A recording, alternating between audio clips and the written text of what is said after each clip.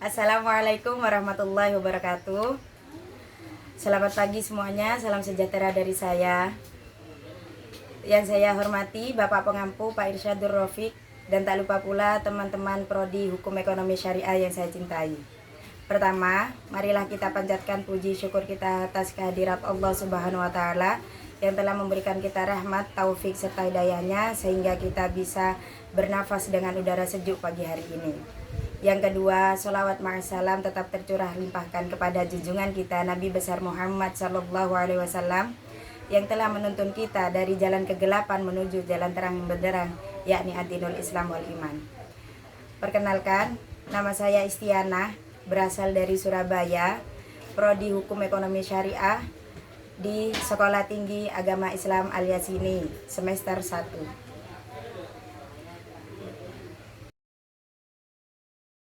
Saya akan menjelaskan sumber kajian Islam yang pertama, yaitu Al-Quran. Terdapat sebuah hadis yang menyampaikan bahwa sumber kajian Islam adalah Al-Quran dan sunnah-sunnah Nabi Muhammad SAW. Sejarah Al-Quran ini rekat dengan kehidupan manusia dan sejarah umat manusia.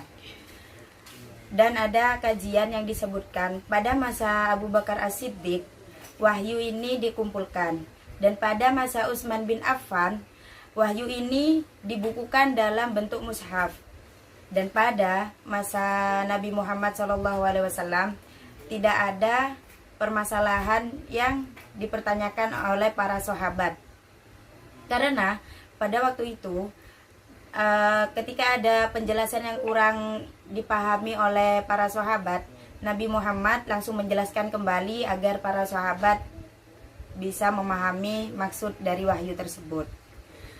Dan para sahabat jarang banyak bertanya kepada Nabi Muhammad, karena para sahabat melakukan tanpa banyak bertanya. Tapi ketika tidak dipahami, para sahabat bertanya kepada Nabi Muhammad. Lah, ketika Nabi Muhammad SAW ini wafat, banyak sekali pemahaman yang dipahami oleh banyak pengertian.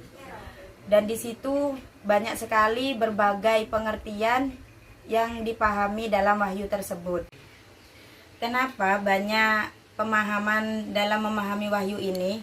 Karena wahyu yang disampaikan ini berbahasa Arab yang bersifat partikular.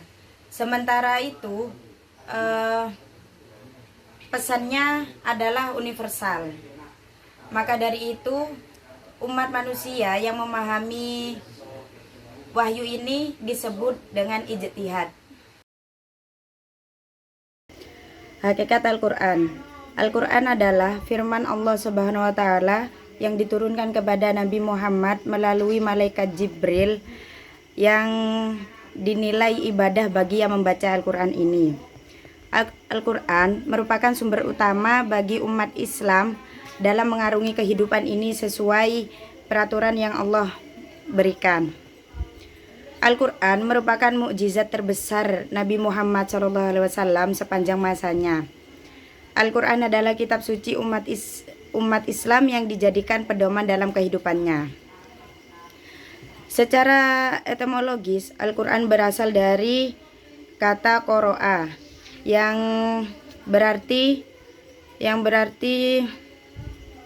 dibaca. Kemudian secara umum para ulama mendefinisikan Al-Quran sebagai firman Allah Subhanahu wa taala yang diturunkan kepada malaikat Jibril, berbahasa Arab yang dijamin kebenarannya. Jadi Al-Quran diturunkan secara berangsur-angsur yang dimulai dari pada malam 17 Ramadan di Gua Hiro. Banyak di antara pengikut Nabi Muhammad yang pertama menjadi beriman semata-mata karena mendengar keindahan Al-Quran yang menggetarkan perasaan mereka. Salah satu di antara mereka adalah Umar bin Khattab yang sebelumnya sangat lantang menentang ajaran agama Islam, namun bisa luluh hatinya ketika mendengar lantunan Al-Quran yang dibacakan.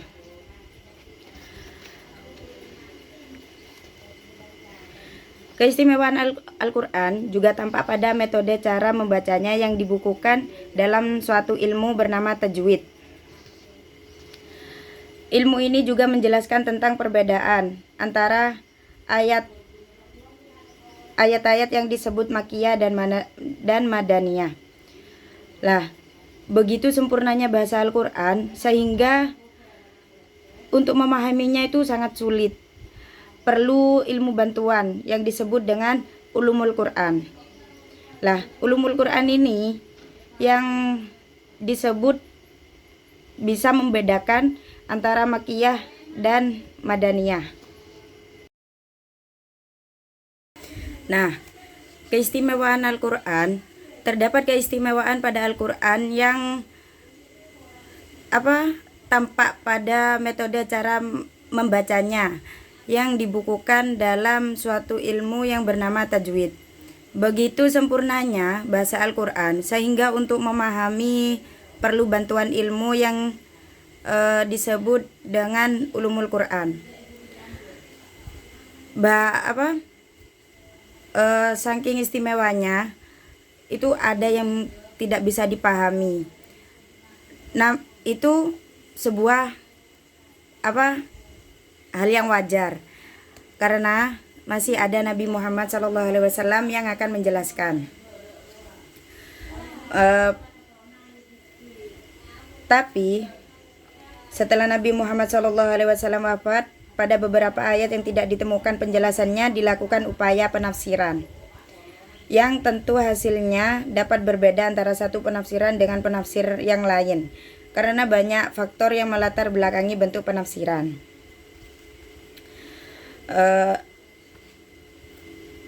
Jadi seiring dengan berjalannya waktu, penafsiran terdapat ayat-ayat Al-Quran terus berkembang dan perbedaan paham di antara umat Islam dalam memahami Al-Quran semakin tidak dapat dihindarkan. Nah, problematika memahami Al-Quran sebagai firman Allah, maka Al-Quran merupakan bahasa Tuhan yang kualitasnya lebih sempurna dari bahasa manusia. Jadi maka itu pemahaman Al-Quran itu sangat sulit dipahami kecuali Nabi Muhammad, karena Nabi Muhammad yang menerima wahyu tersebut.